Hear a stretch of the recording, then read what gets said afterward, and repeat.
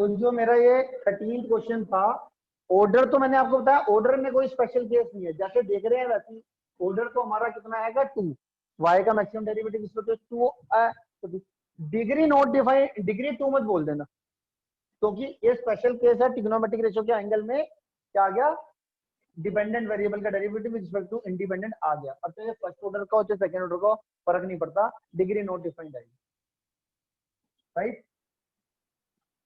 अब इसी के साथ आप जो ये 13 क्वेश्चन है ये भी कर लोगे।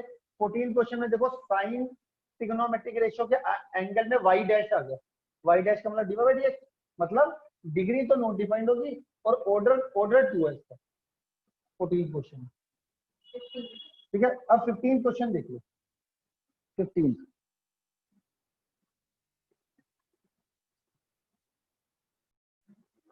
क्वेश्चन। अब एक तो स्पेशल केस मैंने बता दिया, इस एक हमेशा क्या देखना, जैसे मान लो ये इक्वेशन है, इसमें जो ये पावर है इसको बोलते हैं हम रेडिकल। रेडिकल का क्या मतलब होता है, पावर अगर फ्रैक्शन में होती है तो हम बोलते हैं ये रेडिकल फॉर्म में। रेडिकल फॉर्म में क्या होता है, तो हमने ऑर्डर और डिग्री तब तक नहीं बतानी जब तक कि ये हमारे रेडिकल फॉर्म से हट ना जाए, यहाँ पर कोई इंटीजर ना आ जाए। तो अगर इंटीजर आप लाना चाहते हो तो ये डिवाइडेड वाला 3 हटाना चाहते हो, तो डिवाइडेड वाला 3 हटाने के लिए आपने करना है क्यूबिंग ऑन बोथ साइड। तो ये जैसे क्यूबिंग ऑन बोथ साइड करोगे तो यहाँ पे इंटू 3 से 3 कट जाएगा। तो हमेशा आपने ऑर्डर और डिग्री बताने से पहले क्या करना है, अगर कहीं पर पावर फ्रैक्शन में है तो पावर फ्रैक्शन को हटा देना है। तो क्यूबिंग ऑन बोथ साइड,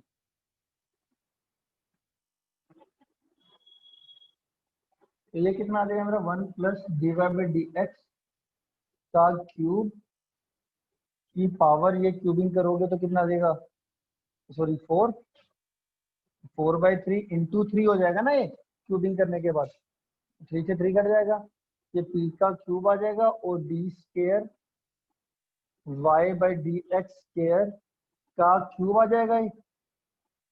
अब ठीक है, अब पावर इंटीजर में अब आप बता सकते हो, तो यहाँ पे अब देखो ऑर्डर 2 और डिग्री 3, ऑर्डर 2 डिग्री 3।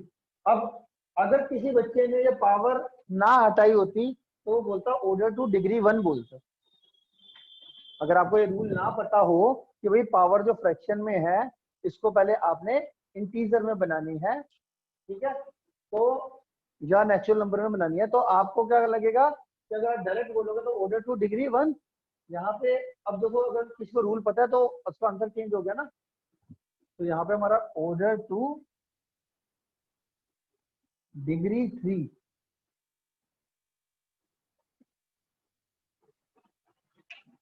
ठीक है।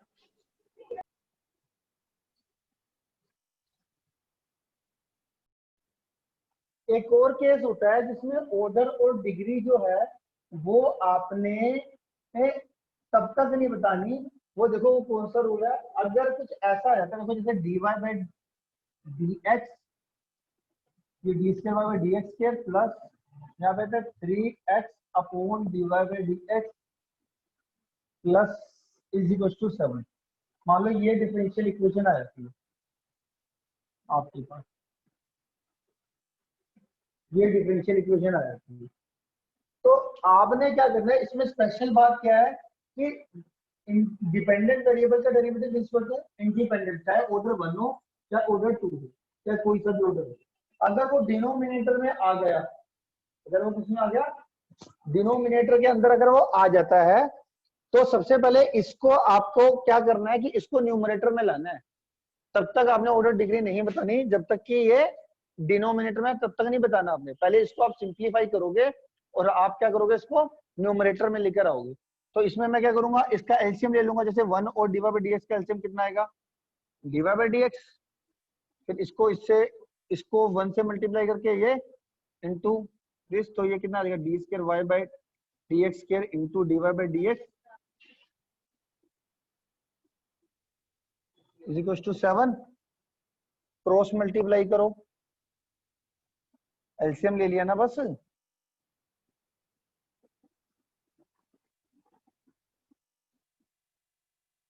ये आ गया जी, ठीक है, इतना ओके है। अब ये dy बाई dx न्यूमरेटर में आ गया। अब तुम बोल सकते हो भाई ऑर्डर 2 डिग्री 1। कभी कभार क्या होता है ऐसे आंसर चेंज हो जाते हैं, अगर आप डायरेक्ट बताओ और इसको शिफ्ट करके फिर लिखो ऑर्डर 2 डिग्री 1। तो मेजर इसका क्या रूल है कि अगर कोई डिपेंडेंट वेरिएबल का derivative with respect to independent variable का ऑर्डर कोई सा भी हो, अगर वो डिनोमिनेटर में है, चाहे y डिनोमिनेटर में हो, चाहे y डैश डिनोमिनेटर में हो, चाहे y डबल डैश डिनोमिनेटर में हो, तो हमेशा सबसे पहले इसको किस में करना है, न्यूमरेटर में। देन आपने ऑर्डर डिग्री आपने बतानी। सर हाँ जी बताओ। वो है हमारा लीनियर डिफरेंशियल इक्वेशन और नॉन लीनियर डिफरेंशियल इक्वेशन के बारे में जनरली कम आता है। तो जनरली तो हमारे को मैंने कभी पेपर में देखा नहीं आपसे लीनियर डिफरेंशियल इक्वेशन पूछ रहे हैं, बट फिर भी मैं आपको बता देता हूँ। तो क्या होता है कि लीनियर डिफरेंशियल इक्वेशन आप कौन सी इक्वेशंस को बोलोगे, तो उसके बारे में थोड़ी सी बात कर लेते हैं। ये था हमारा डिपेंडेंट वेरिएबल और ये हैं उसके डेरिवेटिव्स, ऑर्डर 1, ऑर्डर 2, ऑर्डर 3, ठीक है। तो जो तुम्हारी इक्वेशन होनी चाहिए ना, उसमें डिपेंडेंट वेरिएबल और उसके जो डेरिवेटिव्स हैं, एक तो इनकी पावर 1 होनी चाहिए अगर लीनियर डिफरेंशियल इक्वेशन है, तो इनकी होल पावर कितनी होनी चाहिए, 1। तो जैसे मान लो, समझ में आ गई ना, कोई सी भी इसमें से चीजें इन्वॉल्व है आपकी डिफरेंशियल इक्वेशन में, उसकी होल पावर 1 होनी चाहिए। ऑर्डर कुछ भी हो, डिग्री 1 होनी चाहिए, ये कह सकते हो। पर डिग्री वर्ड यूज मत करो, डिग्री वर्ड गलत हो जाएगा। बस जो क्यों? भी आपको इसमें से दे रखा है, अरे भाई गलत हो जाएगा, डिग्री के पूछ नहीं दे। फिलहाल जो मैं बोल रहा हूं, पहले वो आराम से समझो और बताओ कि ये चीज समझ में आई कि नहीं आई। मैंने बोला सर लीनियर डिफरेंशियल इक्वेशन में 2 कंडीशन बोलूंगा मैं, वो 2 कंडीशन ध्यान से सुनना है। अरे यार अभी भी मैं आपको सिखा रहा हूं कि कौन सी डिफरेंशियल इक्वेशन लीनियर होती है और कौन सी नॉन लीनियर होती है। तो मैं आपको 2 लाइनों में बता रहा हूं, और वो 2 लाइनों के बाद आप बताना आपको समझ में आया कि नहीं। मैंने बोला लीनियर डिफरेंशियल इक्वेशन क्या होती है, ये होता है हमारा डिपेंडेंट वेरिएबल, ये होते हैं उसके डेरिवेटिव्स। एक तो अगर आपकी इक्वेशन में ये सारे दिख जाएं, तो इन सब की पावर 1 होनी चाहिए अगर लीनियर डिफरेंशियल इक्वेशन है। ये पहली कंडीशन समझ में आई, सबकी पावर क्या होनी चाहिए, होल पावर 1। और दूसरी कंडीशन कि ये दोनों आपस में मल्टीप्लाई नहीं होने चाहिए, नहीं होने चाहिए, ध्यान रखना। लीनियर डिफरेंशियल इक्वेशन के अंदर डिपेंडेंट वेरिएबल और उसका डेरिवेटिव्स, एक तो सारे के सारे पावर 1 होने चाहिए, और ये दोनों ये आपस में मल्टीप्लाई नहीं होने चाहिए, दूसरी कंडीशन है। अगर ऐसा हुआ तो ये लीनियर डिफरेंशियल इक्वेशन है। अगर इन दोनों कंडीशन में से एक भी कंडीशन सेटिस्फाई नहीं करती, तो वो नॉन लीनियर डिफरेंशियल इक्वेशन है, ठीक है। तो अब मान लिया मैंने, ये मेरा y plus d square y by d x square plus 9 is equal to 0। मान लो ये इक्वेशन आ गई, मैंने अपने आप एग्जांपल ले लिया। अब लीनियर इक्वेशन में मैंने आपको बताया था डिपेंडेंट वेरिएबल और उसके डेरिवेटिव्स की पावर सबकी 1 आनी चाहिए। इसकी भी पावर 1 है और इसकी भी पावर 1 है, ठीक है। तो ये हमारा पहली कंडीशन होगी सेटिस्फाई। दूसरी, डिपेंडेंट वेरिएबल और उसका कोई सा भी डेरिवेटिव आपस में मल्टीप्लाई नहीं होने चाहिए, नहीं हो रहे हैं।